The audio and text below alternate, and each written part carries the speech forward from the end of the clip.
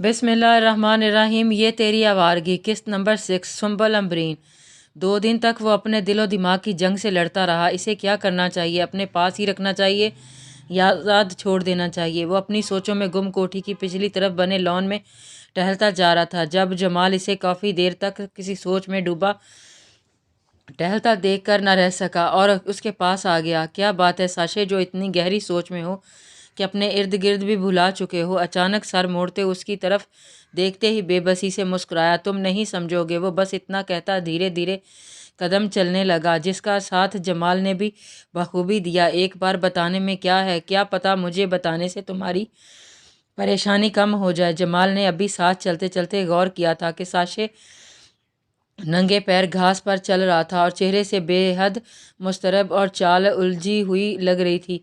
दिल का मामला है, तुम नहीं समझोगे। वो जो उसकी शख्सियत के एक्सरे ले रहा था उसकी बात पर ठिठरा। देखो साशे, मैं नहीं जानता तुम इस लड़की से क्या चाहिए, मगर अगर तुम इस वजह से इतने परेशान हो कि तुम्हें कुछ ख्याल नहीं रहा कि इस तरह बगैर हथियार के कोई भी दुश्मन तुमको आसानी से अपना निशाना बना सकता है, तो फिर ज़्यादा सोचने से अच्छा है तुम वो करो जो तुम करते हो, जो तुम्हारा दिल कहता है, जो तुम करना चाहते हो। उसकी बातों पर साशे के चेहरे पर इत्मीनान के साए छाए थे।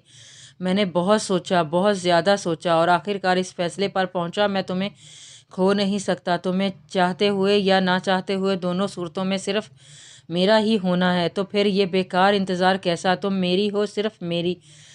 वो जो जिसकी आंखों से ही आज़ादी की तलब चमक रही थी कि बस सुनना ही था। वो मदहोश होती, खुशी से झूम उठती। यकदम से चेहरे के तासुरात के साथ चमक भी जैसे उदास नमी में बदल गई हो। इस वक्त वो अपने ज़ब्त की इंतहा पर खड़ी थी।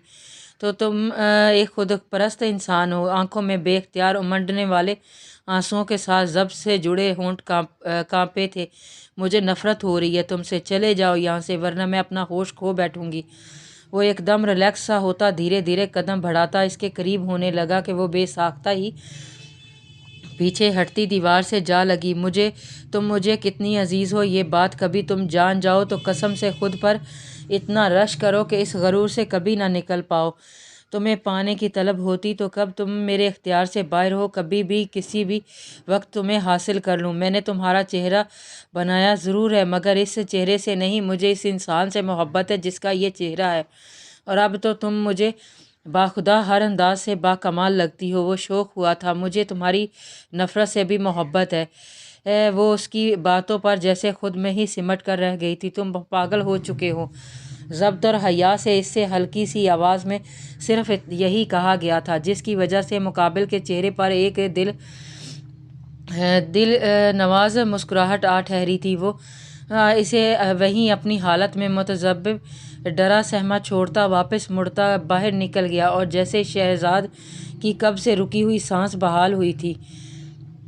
दिन ब दिन समीना बाई का रवैया शहरजाद के साथ सख्त होने लगा, मगर वो अपने सख्त रवैये के अलावा इसके साथ कुछ कर नहीं सकती थी। शहरजाद के मामले में वो खुद को हर जगह बेबस ही पाती। फिर इस के जले हुए दिल पर आखिरी ज़र्ब साशे ने इस दिन लगाई जब इसने अचानक आकर इसे अपने इरादों से आगाह किया कि वो कुछ ही दिनों में शहरजाद से निकाह करने वाला है।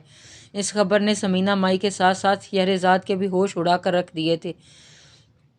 कभी कभी वो उसके इतना करीब हो जाता कि शहरजाद के गाल तपने लगते, कान की लोएं उसके कुर्ब और सांसों को महसूस करते सुर्ख हो जाते। वो जितना इससे दूरी बनाने की कोशिश करती, जितना इसे नज़रअंदाज करने की कोशिश करती, वो हर जगह से इसे ही पाती थी। अगर वो कभी उसके साथ ना होते हुए तब भी उसका एहसास इसे हर जगह अपने पास महसूस होता। वो इसे सारी कोठी में मुकम्मल आज़ादी के साथ घूमती फिरती, जब कमरे में अकेले बैठे बैठे बोरियत से उकता जाती। जब से साशे के साथ इसने अपने निकाह की खबर सुनी थी, इसे समझ नहीं आ रही थी करे तो क्या करे, मर जाए बुज़दिलों की तरह या दिल मार कर साशे के साथ गुजार कर ले।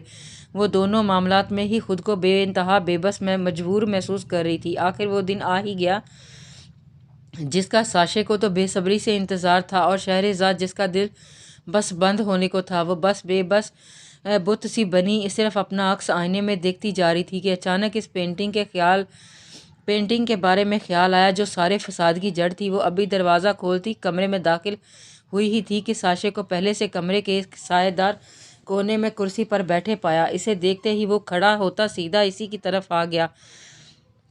मुझे यकीन था कि आज के तुम यहाँ ज़रूर आओगी। मेरी मोहब्बत तुम हो, वो तो बस निशानी है, उसको मिटाऊंगी मैं, इस जैसी दूसरी बना लूँगा। तुम जितनी बार मेरी मोहब्बत को ठुकराओगी, मैं इतनी बार उसकी निशानियाँ बनाता जाऊँगा। अब तुम सोच लो तुम्हें क्या करना है।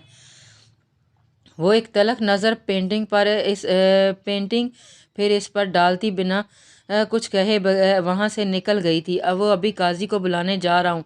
लहंगा और जेवरात तुम्हारे बिस्तर पर पड़े हैं, नहीं पहनोगी तो तुम यकीनन ये तो नहीं चाहोगी कि वो सब कुछ मैं खुद ज़बरदस्ती तुम्हें पहनाऊँ। आगे तुम मुझसे ज़्यादा अक्लमंद हो, अपना अच्छा बुरा अच्छे से जानती हो। वो तैयार हुई, आईने के सामने खड़ी बेयकीनी हैरत से खुद को तके जा रही थी। वो रोना चाहती थी, अपनी आज़ादी पर मातम करना चाहती थी। पता नहीं इस वक्त दिल कैसे पत्थर हो गया था। आंखों में हल्की सी नमी तक नहीं आई थी। इतना तो वो जान ही चुकी थी, यहाँ आंसू बहाना बेकार है।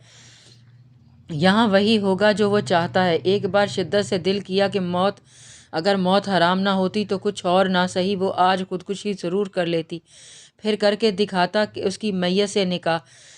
अजीब किस्म के ख्यालात उसके दिलो दिमाग पर सवार थे जब समीना माई कमरे का हल्का सा दरवाज़ा खटखटाती अंदर दाखिल हुई। ठीक हो, आज हस्बे मामूल की निस्बत समीना माई की आवाज़ में नरमी घुली थी। वो काफ़ी हैरान हुई थी उनके बदलते रवैये पर।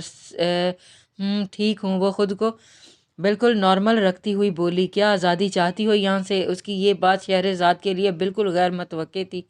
इसे लगा इसने कुछ गलत सुन लिया है, या ये समीना माई का इसे जहनी अजियत देने का एक नया अंदाज़। वो ना चाहते भी सर हिला हाँ में हिला गई। अपनी ये हरकत शहरज़ाद के लिए भी हैरान कुन थी। मेरे पीछे आओ, वो बस इतना कहती बाहर निकल गई। कुछ पल लगे इसे सोचने के लिए, मगर जब कुछ भी समझ में ना आया तो गहरी सांस लेती सलाहियत से बाहर निकलती समीना बाई के हुक्म में चलने लगी। आखिरकार समीना माई से लेकर कोठी की पिछली तरफ आ निकली। हर तरफ घना जंगल छाया हुआ था। चली जाओ यहाँ से और वापस पीछे मुड़कर न देखना। तुम्हारे पास समझ लो सिर्फ 20 मिनट है, समीना माई कहती वापस मुड़ने ही लगी थी जब तेज़ी से शहरज़ाद बिना कुछ कहे सर हाँ में हिलाती नीचे झुकती, अपनी हाई हील सैंडल वहीं पर उतारती और शुक्राना अलविदाई नज़र में समीना माई पर डालती। भारी सुरख लहंगा उठाती, बगैर कुछ सोचे समझे सर पर दौड़ लगा दी। इस वक्त इसे अपनी हालत और हुलिये का भी एहसास नहीं था। वो एक शादी के जोड़े में जंगल में भाग रही थी। सर पर इस वक्त एक बार फिर से सिर्फ एक ही चीज़ सवार थी, आज़ादी। सांसें तेज़ तेज़ दौड़ने की वजह से फूल चुकी थी और गला खुश्क हो गया था, मगर वो प्यास को नज़रअंदाज करती जितनी इसमें ताकत बची थी इसे इस्तेमाल करती बस भागे जा रही थी।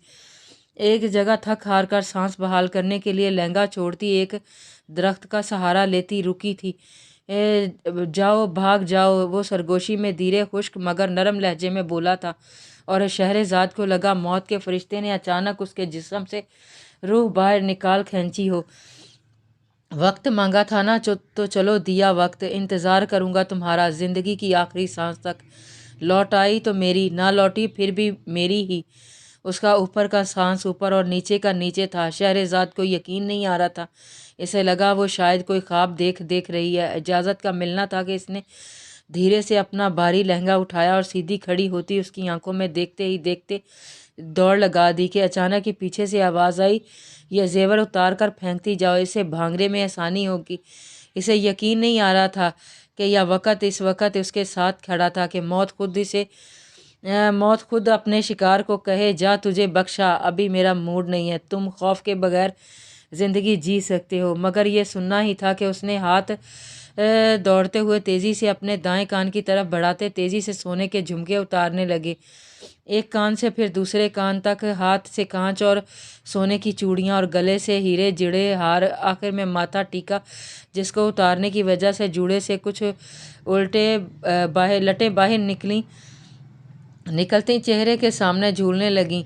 इसे लगा जैसे वो ज़िंदगी और मौत के दरमियान खड़ी आज़ादी से चंद कदम के फासले पर है। किस्मत रही तो ज़िंदगी के साथ आज़ादी भी मिलेगी, वरना साशे तो है ही मौत का दूसरा नाम। शहरज़ाद के बकौल कंटिन्यू जारी है।